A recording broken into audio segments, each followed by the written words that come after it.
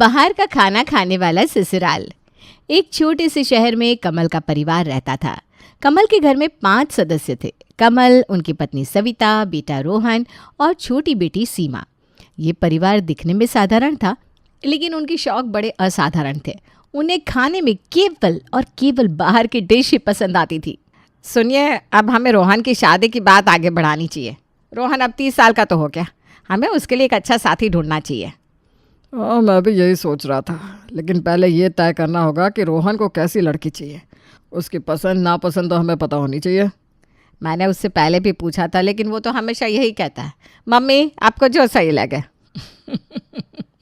ये तो हर बेटे का डायलॉग है।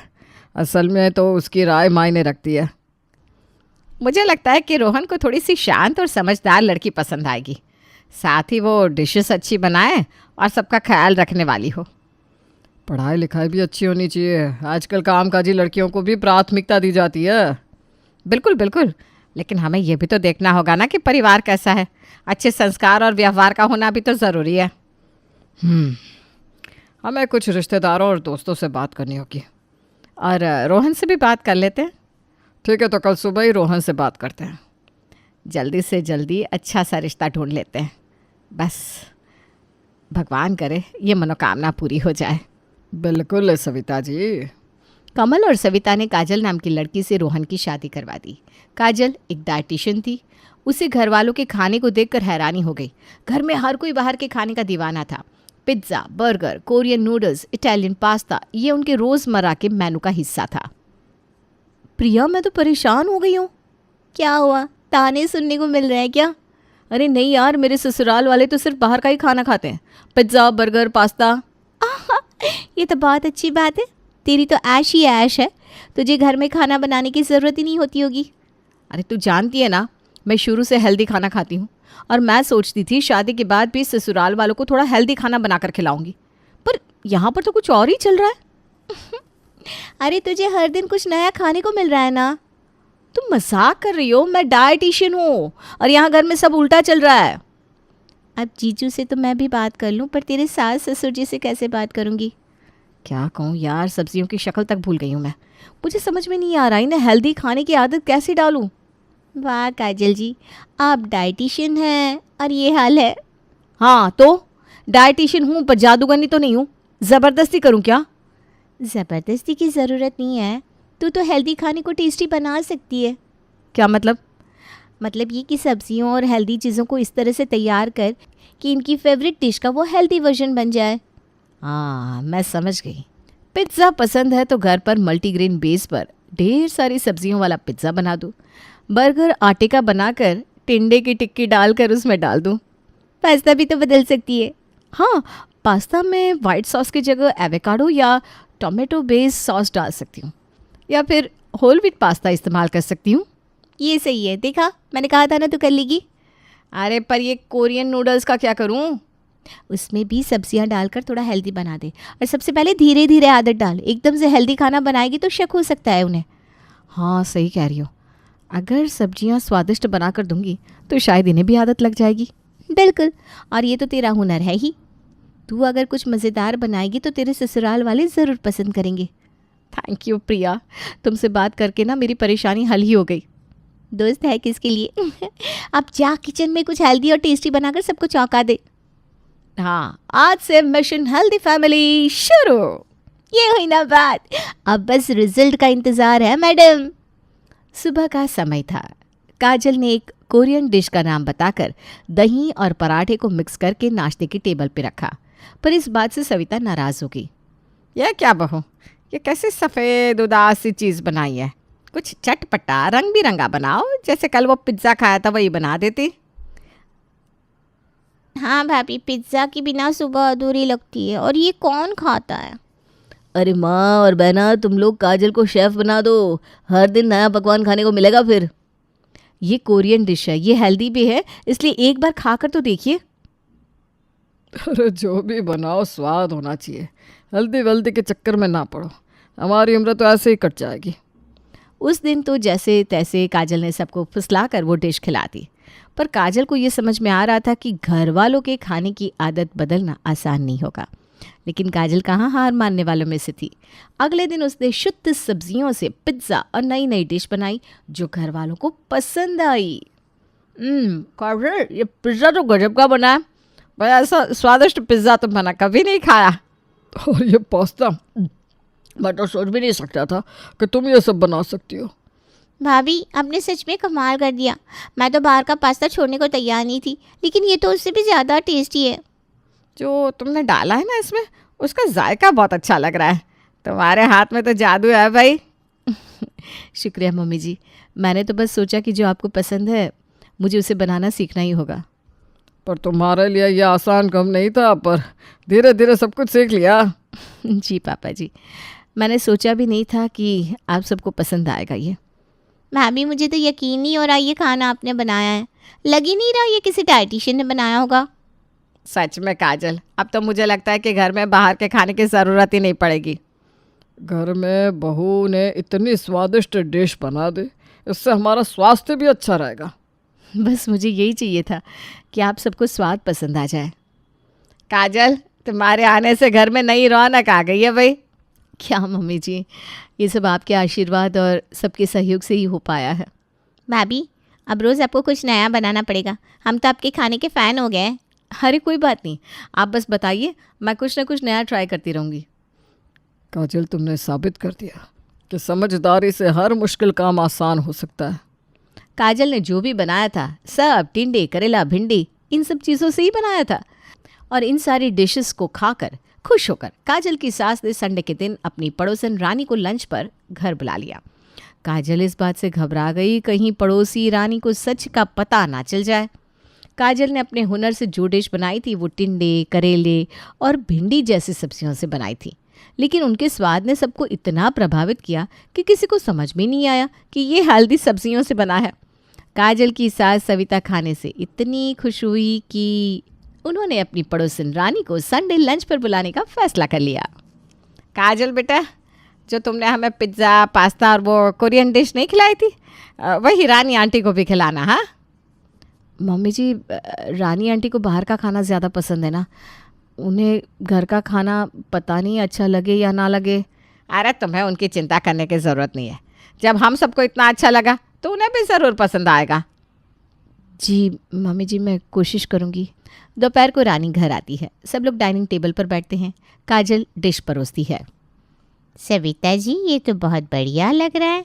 आप तो कह रही थी घर पर सारी डिश बनी है, पर ये तो बिल्कुल होटल जैसा लग रहा है। अरे ये सब हमारी बहू काजल का कमाल है। वाह वाह, ये पिज़्ज़ा तो लाजवाब है। और ये पास्ता इतना स्वादिष्ट। आपको सच में अच्छा लग रहा है रानी आंटी? अच्छा, ये तो बेहतरीन है काजल। तुम्हारे हाथ में जादू है, जादू। मैंने तो पहले ही कहा था कि हमारी बहू सबसे बेहतरीन डिश बनाती है। अच्छा, मुझे चलना चाहिए। और काजल, अगली बार मुझे अपनी रेसिपी का राज ज़रूर बताना। रानी डिश खत्म करती है। काजल की ओर देखकर मुस्कुराती है। रानी जब अगले दिन काजल से मिलती है तो कहती है, काजल, सच में ये सब्जियों का जादू तुमने कैसे किया? टिंडे, करेला और भिंडी को पिज्ज़ा और पास्ता में बदलना आसान नहीं है। आंटी जी, मुझे पता था कि मेरे ससुराल वालों को सीधे साधे तरीक़ों से सब्जियां खिलाना मुश्किल होगा, इसलिए मैंने उनकी पसंदीदा डिश में हेल्दी ट्विस्ट डाल दिया। वाह, तुम्हारी क्रिएटिविटी की तो दाद देनी पड़ेगी। मैं तो सोच भी नहीं सकती थी कि ऐसा हो सकता है। आंटी, लेकिन मैंने ये सब उनकी सेहत के लिए किया है। पहले तो मुझे बहुत डर लगा कि वो पहचान ना ले। अरे अब वैसे मैं सच बताऊं तो ये पकड़ पाना बहुत मुश्किल है। तुमने कमाल की डिश बनाई है। अब तो मुझे खुशी है, लेकिन फिर भी मुझे डर है कि कहीं वो जान गए तो गुस्सा ना हो जाए। अरे काजल, तुमने उनका भला करने के लिए ये किया है, उन्हें गुस्सा क्यों आएगा? बल्कि अगर मैं तुम्हारी सास होती तो मैं तुम्हें और दुलार देती। थैंक यू आंटी जी, पर आप भूल से भी उन्हें ये सब मत बताना प्लीज़। अरे ये सब कुछ तुम्हारे ससुराल वालों को बताने का मेरा कोई इरादा नहीं है। तुम्हारा ये छोटा सा सीक्रेट मेरे पास सुरक्षित रहेगा। थैंक यू आंटी, आपने मेरी टेंशन आधी कर दी। चलो अब टेंशन छोड़ो और अपना ये हुनर दुनिया को कब दिखाओगी ये बताओ। सच में तुम्हें अपनी रेसिपीज़ सोशल मीडिया पर डालनी चाहिए।